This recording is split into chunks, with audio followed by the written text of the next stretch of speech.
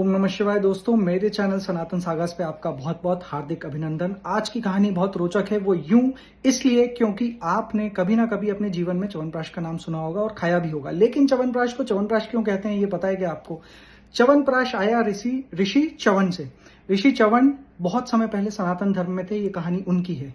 वो ऋषि भृगु के पुत्र थे और वो बहुत ही बूढ़े थे, सिनाइल थे। उनकी बॉडी बहुत ही कमजोर थी, उनसे ठीक से चला नहीं जाता था, बहुत सारे इश्यूज थे। तो जब वो थोड़े से आगे अपनी आयु में गए, तब भी वो बूढ़े के बूढ़े ही रहे ऑब्वियसली। अब वो एक बार तपस्या कर रहे थे जंगल में। तपस्या करते करते उन्हें बहुत टाइम हो गया था और उनके ऊपर चींटियों ने पूरा अपना घर बना लिया था। केवल उनकी 2 आंखें दिख रही थी। उस समय उस जंगल में आए राजा शर्यती, जो कि मनु के वंशज थे। उनके साथ उनकी बेटी भी थी सुकन्या, और उनके परिवार वाले भी थे। सुकन्या ने इनको देखा, पर देख के समझ नहीं पाई कि ये कौन है, क्या है। केवल 2 आंखें चमक रही थी। सुकन्या ने अपनी एक डंडी ली और उससे उसकी दोनों आंखें फोड़ दी ऋषि की। ऋषि को गुस्सा आया। ऋषि ने राजा शर्यती को श्राप दिया और राजा शर्यती श्राप से बचने के लिए सुकन्या का हाथ ऋषि च्यवन को दे देते हैं। अब सुकन्या ने क्योंकि गलती करी थी, तो उन्होंने अपना फेट एक्सेप्ट किया। बहुत ही डिवोशन के साथ, बहुत ही आस्था के साथ और बहुत ही प्रेम के साथ उन्होंने अपने पति को स्वीकारा और उसके बाद उनकी बहुत सेवा करी। अब सेवा करते करते बहुत समय हो गया। सुकन्या, जो कि बहुत सुंदर थी, उनके पति लेकिन बहुत बूढ़े थे। अश्वनी कुमार, जो कि उस समय देवताओं के फिजिशियन थे या डॉक्टर हम कहेंगे, सारी विद्याएं उन्हें पता थी, वो वहां से जा रहे थे। उन्होंने सुकन्या को देखा तो उसके प्यार में मोहित हो गए। वो नीचे आकर सुकन्या से बोले कि तुम्हारा पति तो बूढ़ा है, कुछ कर नहीं सकता, तुम्हारा ध्यान नहीं दे सकता, तुम हमारे साथ आ जाओ।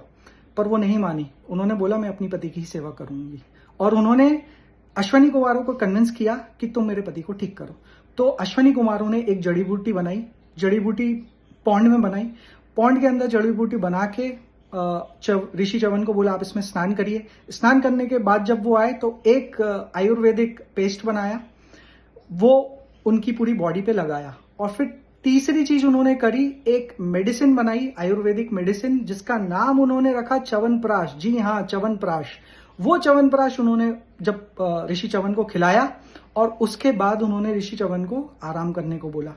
आराम करने के बाद अश्वनी कुमारों ने 2 लोगों को बुलाया कहीं से और साथ में ऋषि च्यवन को खड़ा कर दिया। अब जो ऋषि च्यवन थे वो एकदम सुंदर थे, हट्टे कट्टे थे और जवान हो चुके थे। जी हाँ, जवान हो चुके थे।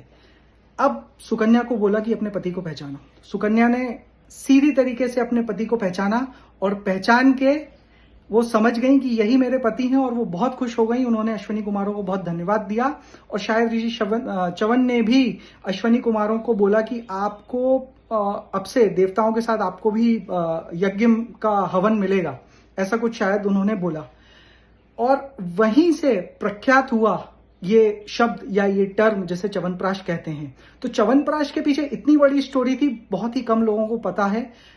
आज आपको पता चल गई है। ये कहानी आगे बढ़ाइए, बहुत सारे लोगों तक पहुंचाइए, क्योंकि पता चले कि च्यवनप्राश है क्या। च्यवनप्राश हम लेके आए। च्यवनप्राश हमारे धर्म से जुड़ा हुआ है और ये सच में बहुत एक अच्छा हर्बल आयुर्वेदिक चीज है जो सबको खानी चाहिए। इसमें बहुत कमाल की चीजें होती हैं और आपकी बॉडी के लिए बहुत अच्छा होता है। उम्मीद करता हूं आपको कहानी पसंद आई होगी। अगली बार वापस सनातन धर्म से जुड़ी हुई एक बेहद अच्छी और रोचक कहानी आपके समक्ष लेके मैं प्रस्तुत होऊंगा। तब तक के लिए हर हर महादेव।